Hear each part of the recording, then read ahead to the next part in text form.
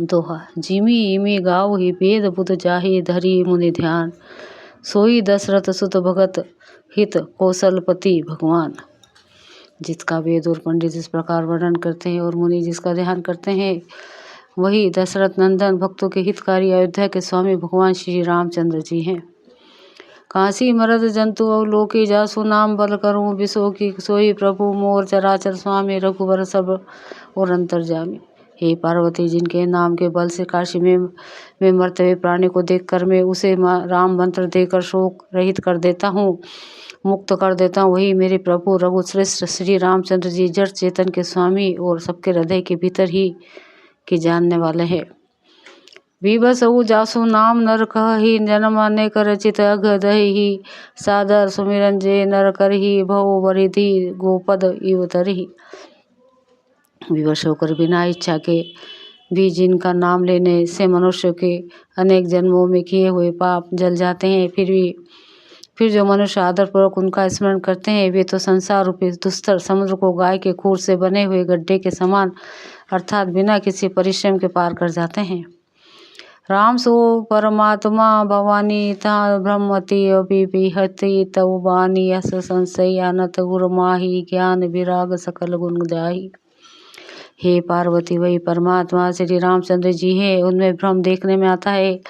तुम्हारा ऐसा कहना है अत्यंत ही अनुचित है। इस प्रकार का संदेह मन में लाते ही मनुष्य के ज्ञान वैराग्य आदि सारे सद्गुण नष्ट हो जाते हैं। सुनी शिव के ब्रह्म भंजन बचना, मिटी गे सब कुर्तक के रचना, भई रघुपति पद प्रीति पीति थी, दारुण असंभावना बीती।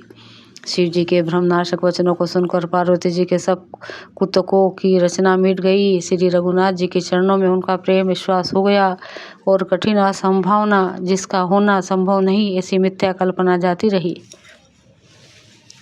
दोहा। पुनि पुनि प्रभु पद कमल गही, जेरी पंकरुहु पानी, बोली गिरिजा बचन पर मन हो प्रेम रस सानी। बार बार स्वामी शिव जी के चरण कमलों को पकड़कर और अपने कमल के समान हाथों को जोड़कर पार्वती जी मानो प्रेम रस में सान कर सुंदर वचन बोली। शशि कर सम मुनि गिरा तुम्हारी, मिटा मोह सरदा तप भारी, तुम कृपालु सबो संशय हरिवो, राम स्वरूप जानी मोहि परो। आपकी चंद्रमा की किरणों के समान शीतल वाणी सुनकर मेरा अज्ञान रूपी शरद ऋतु कुमार की धूप का भारी तप मिट गया है। हे कृपालु, आपके मेरा सब संदेह हर लिया। आप श्री रामचंद्र जी का यथार्थ स्वरूप मेरी समझ में आ गया। नाथ कृपा अब गयु विषादा, सुखी भयु प्रभु चरण प्रसादा, अब मोहि आपने के करी जानी, यद्यपि सहज जड़ नारी आयानी। हे नाथ, आपकी कृपा से अब मेरा विषाद जाता रहा है और आपके चरणों के अनुग्रह से मैं सुखी हो गई। यद्यपि मैं स्त्री होने के कारण स्वभाव से ही मूर्ख और अज्ञानहीन हूँ, तो भी अब आप मुझे अपनी दासी जानकर प्रथम जो मैं पूछूं सोई कहूँ, सो मोह पर प्रसन्न प्रभु अहु, राम ब्रह्म चिन्मय अविनाशी, सर्वरहित सब और पूर्वासी। हे प्रभु, यदि आप मुझ पर प्रसन्न हैं तो जो बात मैंने पहले आपसे पूछी थी वही कहिए। यह सत्य है कि श्री रामचंद्र जी ब्रह्म है, चिन्मय ज्ञान स्वरूप है, अविनाशी है, सबसे रहित और सबके हृदय रूपी नगरी में निवास करने वाले हैं। नाथ धरियो नर तनु के ही हेतु, मोहि समझाई कहू वृष केतु, उमा वचन सुनी परम विनीता, राम कथा पर प्रति पुनीता। फिर हे नाथ, उन्होंने मनुष्य का शरीर किस कारण से धारण किया है। हे धर्म की ध्वजा धारण करने वाले प्रभु, ये मुझे समझा कर कहिए। पार्वती के अत्यंत नम्र वचन सुनकर और श्री रामचंद्र जी की कथा में उनका विशुद्ध प्रेम देखकर दुआ। ही हर्षे कामारी सब शंकर सुजान, बहु विधि ओमहि प्रशंसी पुनि बोले कृपा निधान। तब कामदेव के शत्रु स्वभाव के सुजान कृपा निधान से शिव जी मन में बहुत ही हर्षित हुए और बहुत प्रकार से पार्वती की बड़ाई करके फिर बोले। नववां प्राण पहला विश्राम, मासा प्राण चौथा विश्राम। सोरठा।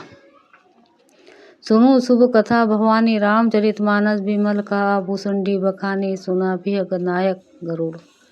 हे पार्वती, निर्मल रामचरितमानस की वह मंगलमयी कथा सुनो जिसे कंक भूषुंडी ने विस्तार से कहा और पक्षियों के राजा गरुड़ जी ने सुना था। सो संवाद उदर जही विधि आगे कहा वो सुनो राम अवतार चरित परम सुंदर आनक वह श्रेष्ठ संवाद जिस प्रकार हुआ वह मैं आगे कहूँगा। अभी तुम श्री रामचंद्र जी के अवतार का परम सुंदर और पवित्र पाप नाशक चरित्र सुनो। हरि गुण नाम अपार कथा रूप अगणित अमित में निज मति अनुसार कहूँ उमा सादर सुनो। श्री हरि के गुण नाम कथा और रूप सभी अपार अगणित और असीम है, फिर भी हे पार्वती मैं अपनी बुद्धि के अनुसार कहता हूँ, तुम आदरपूर्वक सुनो। सुनो गिरिजा हरि चरित सुहाए विपुल विशद निगमागम गाये हरि अवतार हेतु जही होई ईद मिथ्याम कही जाए ना सोई। हे पार्वती सुनो, वेद शास्त्रों में श्री हरि के सुंदर विस्तृत और निर्मल चरित्रों का गान किया है। हरि का अवतार जिस कारण से होता वह कारण बस यही है, ऐसा नहीं कहा जा सकता। अनेकों कारण हो सकते हैं और ऐसे भी हो सकते हैं जिन्हें कोई जान भी नहीं सकता। राम अर्थ करते बुनी मन बानी मत हमार अस सुनहि सयानी तदपि संत मुनि वेद पुराना सब कछु कहिए स्वामिनी ति अनुमाना।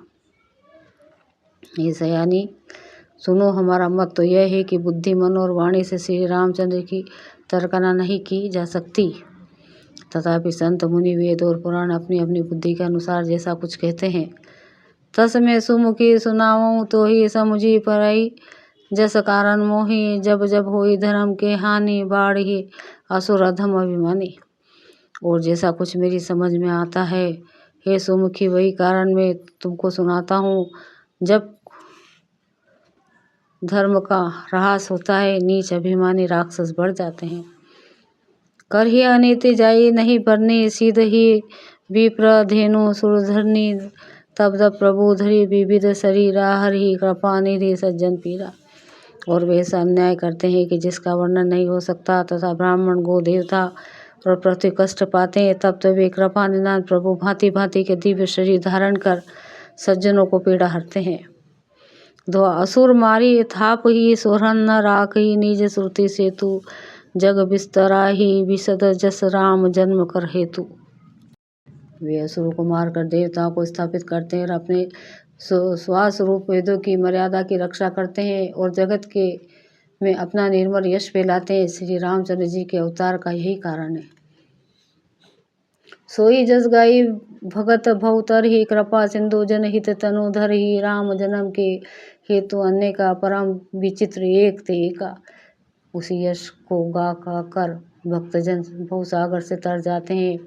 कृपा सागर भगवान भक्तों के हित के लिए शरीर धारण करते हैं। श्री रामचंद्र जी के जन्म लेने के अनेक कारण हैं जो एक से एक बढ़कर विचित्र है। जन्म एको दुई कयूँ बखानी सावधान सुनो सुमति भवानी द्वारपाल हरि के प्रिय दो जय अरु विजय जान सबको।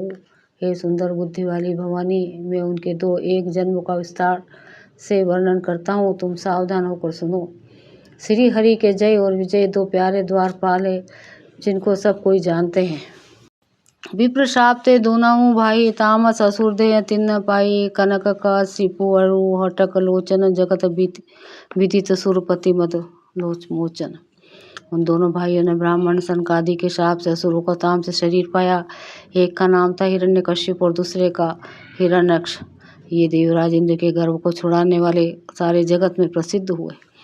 विजयी समर वीर विख्याता धरी बारो बापू एक निपाता होई नरहरि दूसर पुनि मारा जन प्रहलाद सुजास विस्तारा।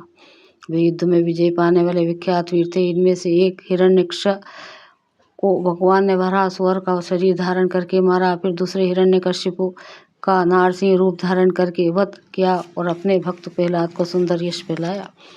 दो भय निशाचर जाई ते महावीर बलवान कुंभकर्ण रावण सुभट सुर विजयी जगजान। वही दोनों जाकर देवताओं को जीतने वाले तथा बड़ा योद्धा रावण और कुंभकर्ण नामक बड़े बलवान और महावीर राक्षस हुए जिन्हें सारा जगत जानता है। मुकुद ना बाय हते भगवाना तिनी जन्म द्विज बचन प्रवाना एक बार तिन्ने के हित लागी धरे शरीर भगत अनुरागी। भगवान के द्वारा मारे जाने पर भी वे हिरण्यक्ष और हिरण्यकश्यप इसलिए मुक्त नहीं हुए कि ब्राह्मण के वचन श्राप का प्रमाण 3 जन्म के लिए था, अतः एक बार उनके कल्याण के लिए भक्त प्रेमी भगवान ने फिर अवतार लिया। कश्यप अदिति तहाँ पितु माता दशरथ कौशल्या विख्याता एक कल्प यही विधि अवतारा चरित्र पवित्र के संसारा। वहाँ उस अवतार में कश्यप और अदिति उनके माता पिता हुए जो दशरथ और कौशल्या के नाम से प्रसिद्ध थे। एक कल्प में इस प्रकार अवतार लेकर उन्होंने संसार में पवित्र लीलाएं की। एक कल्प सुर देखी दुखारे समर जलंधर सब सन सब हारे शंभु किन्नर संग्राम अपारा धनुज महाबल माराई न मार।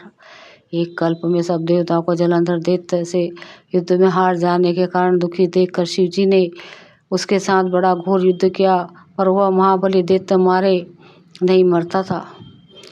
परम सती असुराधीप नारी तेही बल ताही ना जीती पुरारी। उस दैत्यराज की स्त्री परम सती बड़ी ही पतिव्रता थी। उसी के प्रताप से त्रिपुर सूर जैसे अजय शत्रु का विनाश करने वाले शिवजी भी उस दैत्य को नहीं जीत सके।